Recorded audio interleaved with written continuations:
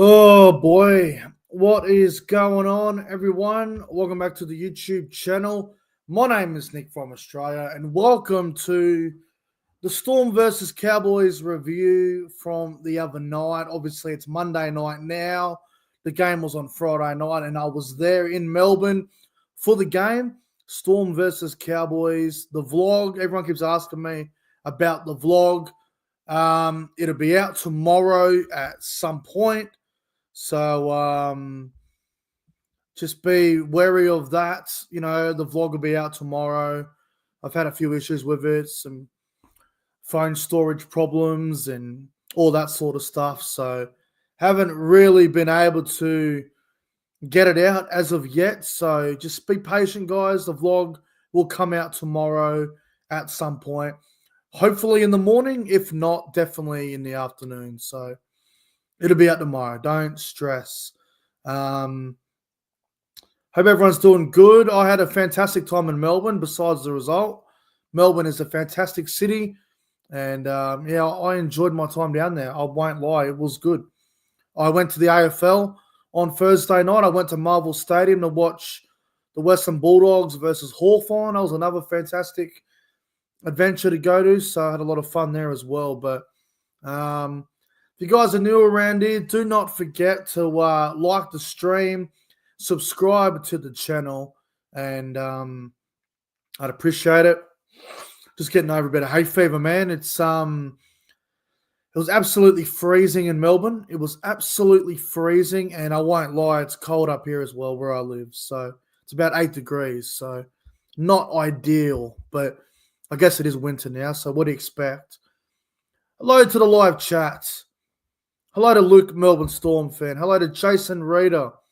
Hello to Michael Driver. Hello to Lockie. Hello to Will Storm fan. Hello to everyone that's tuning in. Hello to Josh River. Everyone else that's tuning in. Hope yous are well. Yeah, Storm versus Cowboys the other night. Yeah. Don't really, to be honest, don't really want to talk about it, but I feel like I need to get it off my chest, talk about the contest, and that's what we're going to do now. So let's just get into it, I reckon. So just my brief thoughts over the game. Obviously, 6 tries to 3, right? Melbourne, 6 tries to 3. 38-14, the final score. Melbourne a little bit too good. It was I don't know, man. Like, the Cowboys, this is what annoys me about us. And it drives me insane. And I'm sure it drives the coach, Todd Payton, insane. It must frustrate him. We can score points. We really can. We scored 3 tries against Melbourne on the weekend, and we probably bombed 4 in the first half that we should have scored. But we're just leaking too many points. Again, just 30 points every week, just about 38 on the weekend.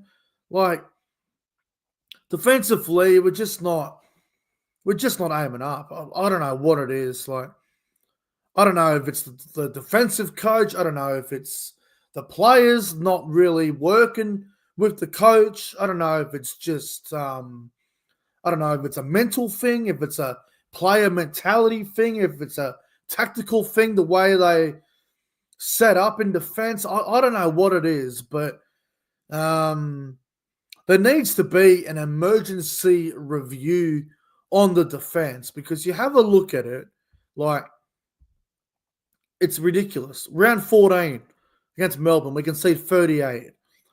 We concede 28 against the Tigers, even though we win. 24 against Manly. 30 against Penrith in a draw. 30 against the Warriors in a game where we came back.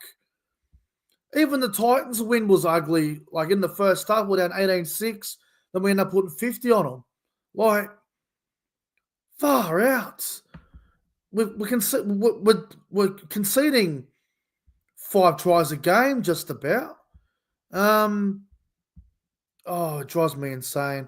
Now, just having a look at it, right? So, round 4, we conceded 3 tries to the Raiders. Round 5, we conceded 3 tries to Penrith. Round 6, 3 tries conceded against South Sydney. And then 3 tries conceded against the Titans. Even though we won 4 games in a row, we were still letting in 3 tries a game. 20 points, 18 points, 16 points, and 18 points. Now, as good as it is to win 4 in a row, and I love winning 4 in a row, I'll happily, I'll take that any day, right? Winning 4 games in a row is always great, but letting in 3 tries is just annoying. It really is. I guess with the speed of the game today and with how quick the NRL is with 6 agains and whatnot, 3 tries is probably the maximum that you would want to concede in a game. Like, not many teams are going to have, you look at all the best defensive teams, right? That concede 10, 12, 14 points a game. There's only a handful of teams that can do that. There's only a couple. I think the Bulldogs are one of them. And I think, probably the Bulldogs at the moment, they're probably the only one that's not conceding more than, 14, 16 points a game. But it just, it drives me insane. And then you look at the last 4 weeks, we concede 30 to Penrith, which is 5 tries. We concede 24 against Manly, which is 4 tries. We concede 28 to the Tigers, which was 5 tries, a game that we won. And on the weekend, we conceded 6 tries to Melbourne. There's a couple of things that we need to fix up if we're going to be serious about this season and doing some things. One, defense needs to be fixed up as soon as possible. There's been a couple of games this year where we've shown glimpses of that 2022 defensive mentality that we had. And a game against Penrith earlier in the year where we won that game in a grind where we didn't concede a try in the second half. The Rabbitohs won, I guess, to an extent because that was a bit of a battle as well. But far out, man. Far out. But I think it's got to be a mental thing. It has to be because you go back and watch this Storm Cowboys game, right? Melbourne were pretty dominant from the get-go. They started better than we did. We gave away an early penalty with Viliami Vailea, chicken wing tackle on Nelson, which Nelson ended up throwing the ball at Vailea's head. Vailea ended up getting a week for it, which is annoying because Vailea's one of those players where he may not be a standout, but at least he has a crack. And we're going to miss him for a week now. But our discipline has been a problem. We've been giving away a few too many penalties. Even the 6 against as well, we've given away too many of them. But in that Melbourne game, there were a few opportunities there. If you go back and watch the game, right, Melbourne get out, they were 12-0 lead early. They were on fire. We hit back with Jackson Paulo scoring in the corner. It is 12-4. From the 20th minute after Paulo's try, from the 20th minute to the 35th minute, it was 12-4 Melbourne. And we bombed at least 3 or 4 tries. And it could have easily been 12-8, 12-10. And then we get to the one right before halftime. I think it was about 3 minutes to halftime. Scott Drinkwater was practically over the try line. We thought he scored, but Drinkwater got up straight away and he wasn't confident. And then they showed the replay. He lost the ball or was stripped out. Call it however you want. Drinkwater should have scored. Ends up being a no try. Should have been 12-10 at halftime, to be honest. Melbourne go right down the other end, and Jerome Hughes scores the second try pretty much with about 20 seconds until halftime. And instead of it being 12-10 Melbourne and the Cowboys having a lot of momentum, it ends up being 18-4 in favor of the Storm, which absolutely was a killer, man. It was an absolute momentum shifter. Now, I'm not going to blame Scott Drinkwater for dropping the ball over the try line. It happens. It's rugby league. Players are going to make mistakes. Some people think it was a strip over the line. Wherever it was, Drinkwater will know himself that he should have scored. Unfortunately, it didn't happen. If he scores that try, it's 12-10 Melbourne at halftime. It's a completely different game. And, yeah, it hurts. It was a real momentum shifter. And then Melbourne obviously started the second half the way they started the first half. Scored in the first couple of minutes for Nick Meaney. Melbourne are up, what? Was it 24-4 at this stage? 24 points to 4. And then the Cowboys found some momentum. And this is where I got excited. And if you go back and watch it, I was actually on the TV, which was pretty cool. Drinkwater scored a try. 24-10. Robert Derby scored 2 minutes later, so 2 tries in 3 minutes, essentially. 24-14. It's a 10-point game. The Cowboys have all the momentum in the world. We are coming to get them. We're coming back. We had all the momentum on our side. And then I think there was a couple of silly errors. I think Hess made an error there somewhere. I think there was a bad pass that hit the ground, and I think there might have been a knock-on in there somewhere from someone else. And then Nelson ends up scoring, which really, really sealed the deal, in my opinion. Nelson's try was a game changer. I think it was 30-14 at that point. It was going to be very hard to come back. Then there was a penalty goal in there somewhere, 32-14. We needed 3 tries in 10 minutes, and I'm like, can we do what we did against Manly a couple of years ago when we were down 14 with 8 or 9 minutes to go where we came back? Can we do what we did against Manly? Unfortunately, no. And then I think there was a last-minute try to Wishart, which was on the back of a bounce of the ball or ricochet or whatever. And then, anyway, ends up being 38-14 in the end. Probably didn't deserve to be a 24-point margin.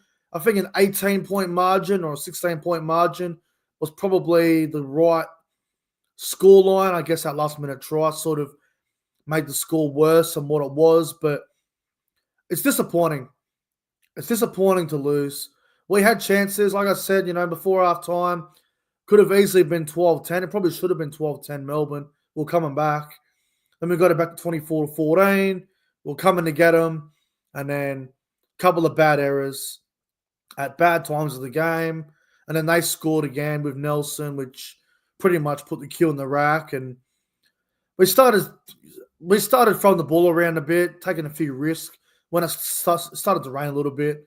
And then, yeah, it was too hard. It was a difficult game. It's always hard to go to Melbourne and win, but unfortunately, it is what it is, man. Now, couple of things that I want to talk about. A lot of people on social media are just going to bag players, right? You lose a game of football, everyone gets bagged.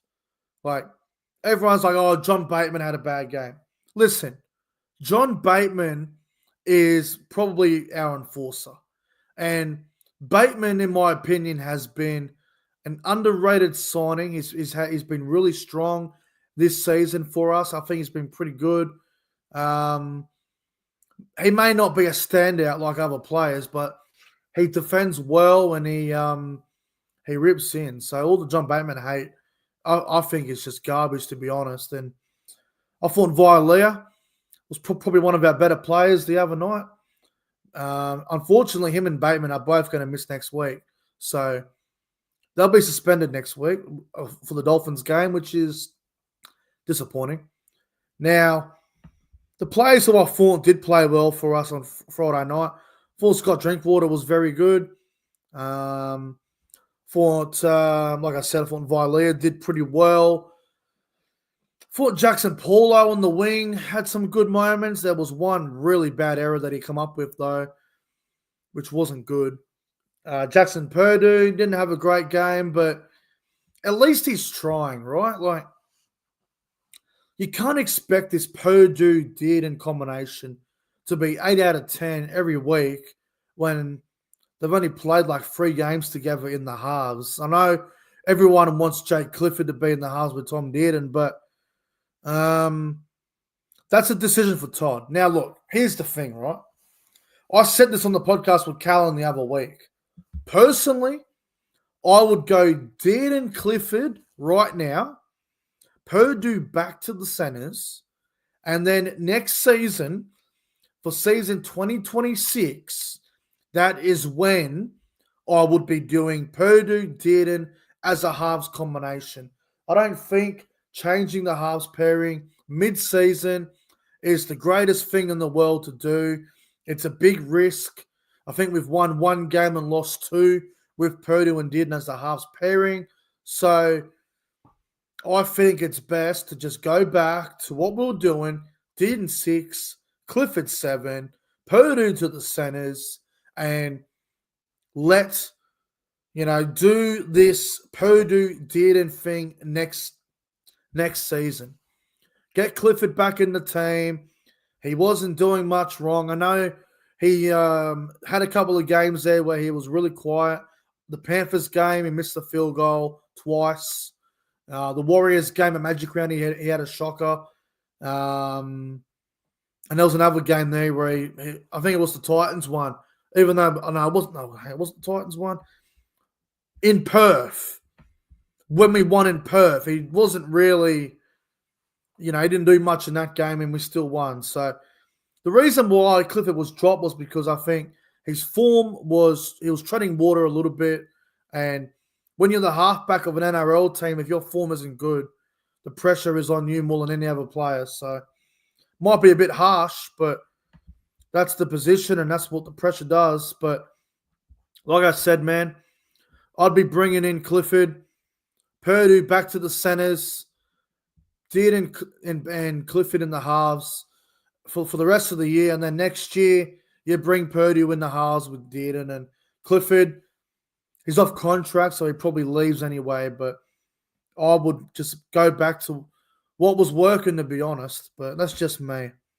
But yeah, look, having a look at the forwards, like not everyone played great, to be honest. Like I thought our starting middle was a bit quiet. McLean and McIntyre, I didn't have the greatest games. Robson was playing with an injury. I don't know why he even played, to be honest. I thought Nanai did well. I thought Cotter did well. I thought Hess off the bench was good. Harrison Edwards came on and did some good things as well. Carl Lawton came on and didn't do a whole lot, but anyway, we'll see what happens, man. We'll see what happens. We take on the Dolphins we take on the Dolphins Saturday night in Townsville. We'll have our State of Origin players out, so we'll see how we go there. As for the Storm, Jerome Hughes absolutely destroyed us, man. He teared us to shreds. Hughes was phenomenal, man. You had Eli Katoa, you had Harry Grant, you had Stefano. They all had a field day, man, to be honest. Nelson had a great game. Jack Howarth, Nick Meaney, they were all very good. Player of the game, I think you got to give it to Jerome Hughes. He was pretty incredible on Friday night. Scored 2 tries. Also set up 2 as well. He was best on ground by a long way, in my opinion anyway. But look, the Cowboys will be okay. We played the Storm down there. Had our chances to really give it to them, but a couple of missed chances and the score ends up blowing out to what it was. So got to take those chances next time we play them. I think we play them in round 18 up in Townsville. Again, we'll have our State of Origin players out for that one. So that'll be interesting. Anyway, guys, thanks for watching the review. Appreciate you. Sorry that it was so late. It's just been busy the last few days. The vlog will be out tomorrow at some point, so stay tuned for that. I'm just in the process of getting it all done. So vlog out tomorrow. Thanks for watching. Like and subscribe. Vlog out tomorrow. Round 15 tips tomorrow night as well. So I'll see you tomorrow. Like and subscribe. And thanks for watching. Go the Cowboys.